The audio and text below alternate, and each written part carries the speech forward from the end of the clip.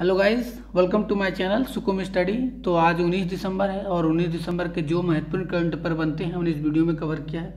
तो चलिए बिना देरी के वीडियो को शुरू करते हैं और वीडियो के अंत में पूछेंगे हम आपसे प्रश्न, जिसका जवाब आप हमें कमेंट में ज़रूर बताइएगा।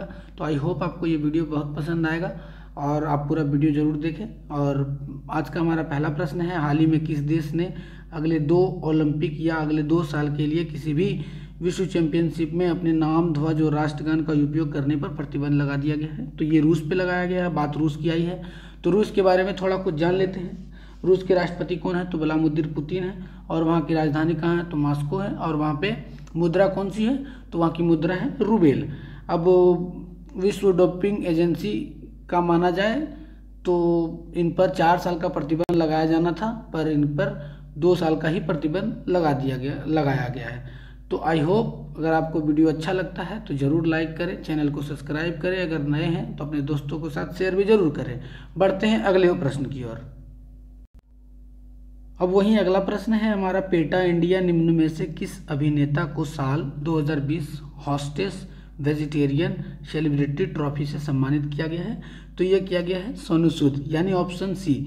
अभी तो हर एक जगह इनका नाम है सोनू सूद जी का।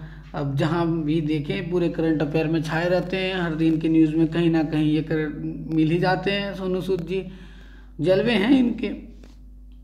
बढ़ते हैं अगले प्रश्न की ओर। अब वही क्रिकेट से अगला प्रश्न रिलेटेड है। तो अगला प्रश्न है हमारा, पाकिस्तान का एक बॉलर था, तेज गेंदबाज था, जिन्होंने हाल ही में संन्यास की घोषणा कर दी है। उनका नाम क्या है? तो उनका नाम है Mohammad Aamir. Option A is the right answer. अब जो महत्वपूर्ण दिवस हैं वो हैं अंतर्राष्ट्रीय प्रवासी दिवस, जो है किस दिन को मनाया जाता है? तो ये 18 दिसंबर है, यानी option D is the right answer.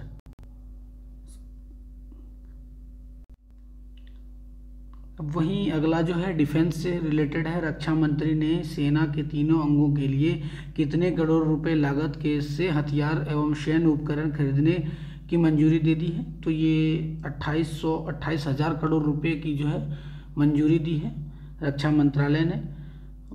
जलवे हैं रक्षा मंत्रालय के। वहीं अगला जो प्रश्न है हमारा फुटबॉल से रिलेटेड है। पोलैंड के किस फुटबॉल खिलाड़ी ने हाल ही में FIFA best men's player award जीता है? तो ये जीता है रॉबर्ट लेवेंडोस्की ने जीता है।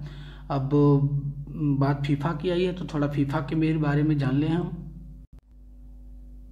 तो फीफा का फुल फॉर्म होता है फेडरेशन इंटरनेशनल फुटबॉल एसोसिएशन। गठन कब हुआ था? तो 1904 में हुआ था। और पहला फीफा विश्व कप जो हुआ था 1930 में हुआ था। वो कहाँ पे हुआ था? तो फ्रांस उरुग्वे में हुआ था। अब बढ़ते हैं अगले प्रश्न की ओर। वही अगला प्रश्न है, भारत और किस देश के बीच लगभग 55 साल बाद चिलहटी और हल्दीबादी रेल लाइन फिर शुरू की गई है? तो ये किया गया है बांग्लादेश के साथ शुरू किया गया है। भारत में रेल बंद है और दूसरे देशों के साथ रेल की शुरुआत हो रही है, एक अच्छी बात है। चलिए अब और हम आपको बता दें कि बांग्लादेश के साथ जो भारत की जो सीमा साझा करते हैं वो सबसे बड़ा सीमा साझा हम बांग्लादेश के साथ ही करते हैं।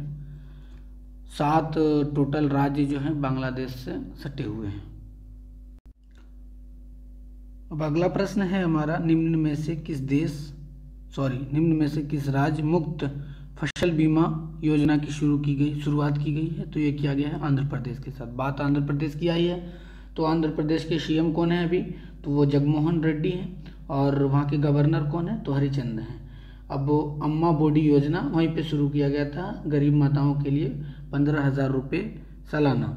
अब विशाखापट्टनम में जो हुए थे 2 युद्धाभ्यास हुए थे, वो पहला था टाइगर ट्वाइंस जो कि ऑस्ट्रेलिया और यूएसए के बीच होता है, और दूसरा था संप्रीति जो कि इंडिया और बांग्लादेश के बीच होता है। श्रीहरिकोटा सतीश धवन स्पेस सेंटर आंध्र प्रदेश में ही है। अब श्री वेंकटेश्वर नेशनल पार्क वो भी आंध्र प्रदेश में, जनजाति वहाँ पे पाई जाती है चेंचू। बढ़ते हैं अगले प्रश्न की ओर। अब अगला प्रश्न है हमारा, भारत सरकार द्वारा देश में निर्मित गुणवत्ता वाले उत्पादकों के प्रचार के लिए कौन सा मिशन शुरू किया है? तो ये शुरू किया है ऑप्शन डी ब्रांड इंडिया। बहुत सारे मिशन शुरू किए गए हैं, पता नहीं कुछ मिशन का कहीं अंजाम होता है या नहीं होता है। चलिए देखते हैं अगला इस मिशन का क्या होता है। वहीं अगला प्रश्न बहुत ही इंपॉर्टेंट प्रश्न है, कोलगेट के नए ब्रांड एम्बेसडर बने हैं, तो वो कौन है? तो वो है किराया आडवाणी, वहाँ के कोलगेट के नए ब्रांड एम्बेसडर बने हैं। वहीं अगला प्रश्न है, देश के पहले कैलाश मानसरोवर भवन का उद्घाटन किस शहर में हुआ है? तो ये हुआ है ऑप्शन बी, गाजियाबाद में हुआ है।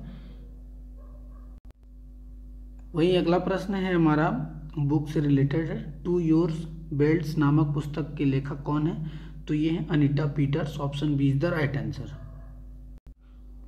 अब अगला प्रश्न है हमारा, पीएम मोदी ने किस जिले में दुनिया का सबसे बड़ा हाइब्रिड नवीकरणीय ऊर्जा पार्क आधारशिला रखी है?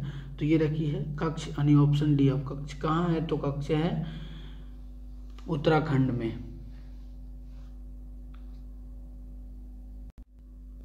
अब वहीं अगला जो प्रश्न है हमारा, फोर्ब्स ने लिस्ट जारी कर दिया है, तो Forbes 2020 highest paid celebrity list में किसने टॉप किया है? तो ये किया है ऑप्शन डी, काइली जेनर ने टॉप किया है। 590 मिलियन यूएसडी डॉलर के साथ सबसे शीर्ष पर रहे हैं।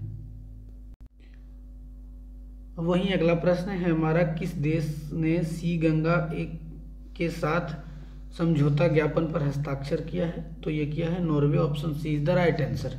अब आज के लिए इतना ही। आपको पसंद आया होगा ये वीडियो हमारा, हमें बहुत उम्मीद है कि आपको ज़रूर पसंद आया होगा। और तो चलिए, हमारे चैनल के साथ जुड़ने के लिए बहुत बहुत धन्यवाद। मिलते हैं कल इसी जोश और उमंग के साथ। अभी के लिए गुड बाय। और आज का हमारा जो प्रश्न है वो ये प्रश्न है हमारा कि कौन